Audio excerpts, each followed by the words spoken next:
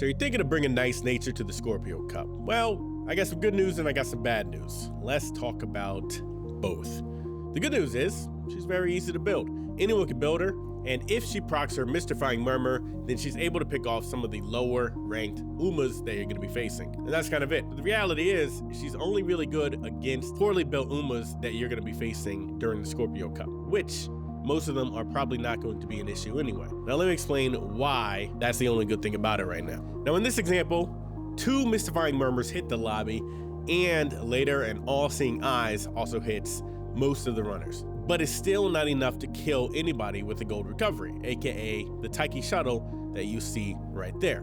So essentially, it will kill other Umas if they don't have a gold recovery. But if they have a gold recovery, then you are essentially down 1 ace in the whole lobby. The other thing is, you're going to need another nice nature in the lobby and have their Mystifying Murmur to proc, which both are hard enough to actually do. So you need 2 nice natures in the lobby against the strongest opponent, and you both need to hit the Mystifying Murmurs actually during it. And you gotta hope that they don't have a gold recovery. Now the other big problem of the Scorpio Cup is Runaway Suzukas. Now that's probably gonna be one of the strongest opponents that you're gonna be facing. Is Mystifying Murmur good for her? Once again, the answer is no. Sort of. Now the biggest thing that's going to kill a Suzuka is another Suzuka, if they are properly built. That's pretty much the only way that you get to kill a Suzuka. Now if you have 2 Mystifying Murmurs into a lobby with a Suzuka and both Murmurs proc, yes, you will do some damage.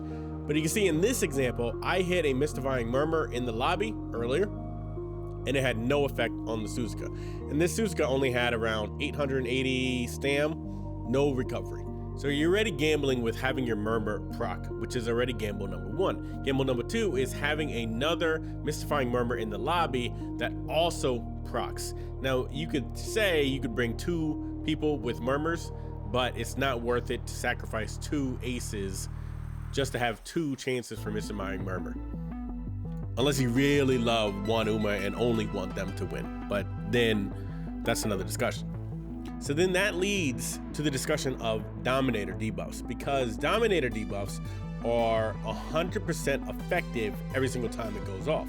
The only time it does not go off is if your debuffer gets too far ahead in the pack, which is probably not going to happen. You could just put them at end closer and it'll work. But Dominator debuff always works no matter how much stamina they have or how little stamina they have or gold recovery or anything. It does not require another person in the lobby to have a Dominator debuff. In fact, it's probably better if you're the only one with a Dominator debuff, because then it affects both other opponents and you're not getting affected by it. So ultimately, if you're going to bring a debuffer to the Scorpio Cup, it's probably more worth it for you to bring a Dominator debuffer rather than a Mystifying Murmur, because it's just too easy to get stamina in the Unity Cup and gambling on too many different factors to go your way. And it's just not worth it.